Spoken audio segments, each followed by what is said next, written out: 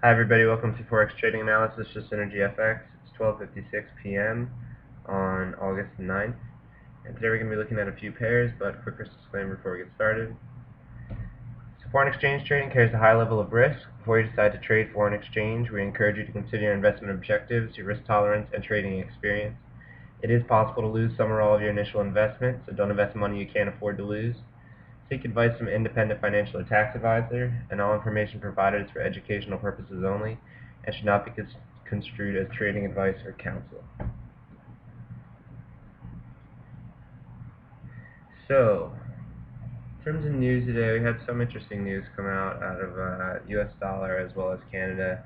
Bad Canada number for trade balance, but good U.S. dollar number at negative 42.9 billion, and as well as good unemployment claims, which came in lower at what was forecasted. So definitely some good signs for the U.S. dollar. So that's what's in the news today.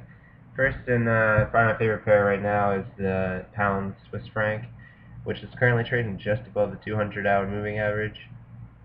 And we have seen sort of a rotation up from the downside, from lows at around 1.5078, and we've seen a pretty nice correction in terms of how when we came to the downside, we've seen another push to the upside. So whether this move is going to be capped remains to be seen. Sort of push towards levels at around 1.53, possibly a nice psychological resistance level, and I think we could possibly see up to that in the near future. But for now, this pair is in very overbought conditions, and regardless of the fact that it is over the 200-hour moving average, I do think that we still do have a pretty good run to the downside left in this pair.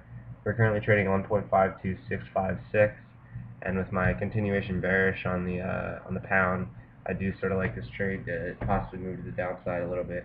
I wouldn't look too much in the future. Obviously, 330 pip move down to the 200-hour moving average is sort of relatively medium-sized trade, and that is one possibility that we do retest the 200-hour, because we have just made new highs, and usually when you make new highs, you make new lows pretty immediately after. So we have had a bar here that's pushed down to the downside. Previous bar closed at 1.52785, and we've pushed further down around 140, around 14 pips there. So definitely a pair that I do like for a little bit of rotation to the downside and then possible continuation to the upside. Continuing with the Aussie dollar, we have seen sort of a little bit of a continuation in the uptrend as of late. We have seen a little bit more buying in this market, trading at 1.05697 above parity, and this pair has been in an uptrend for quite some time. And I think while this uptrend may continue for the Aussie dollar, just based on the fact that they're a very commodity-based country, and China right now is looking for commodities, since China is sort of the driving factor in the world. The Aussie dollar is definitely a pair that will look to appreciate in the next 40 to 60 years. But for now, I do think that we are a little bit overextended to the upside.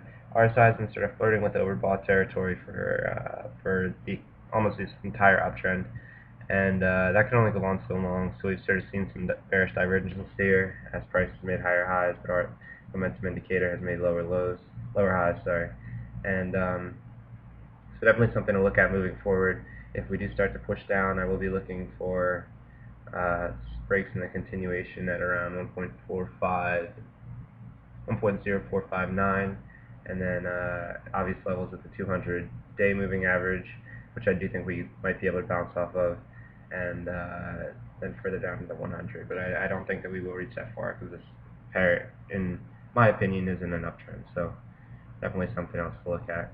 Also, just to look at the euro, we have sort of pushed a little bit further lower today. We are in oversold territory, but I wouldn't put too much cloud on that, because people have been dumping euro like crazy. So if you're going to enter a long position here, you'd have to have some pretty tight stops, because this pair does have the potential to go a lot lower. Almost everybody that I've talked to remains bearish euro. So whatever that means for you, if that means that you're looking for a contrary opinion and are looking to go long, then this is a good place to do it, as price is rather cheap. But if you are sort of continuing to go with the overall macro view of the masses, then I would wait for a better position to enter a short position regardless of the fact that we have just broken below the 200 and 100 hour moving average. But that's all I have to say today. Thank you very much for watching. Please follow us during the week at SynergyFX, and good luck trading.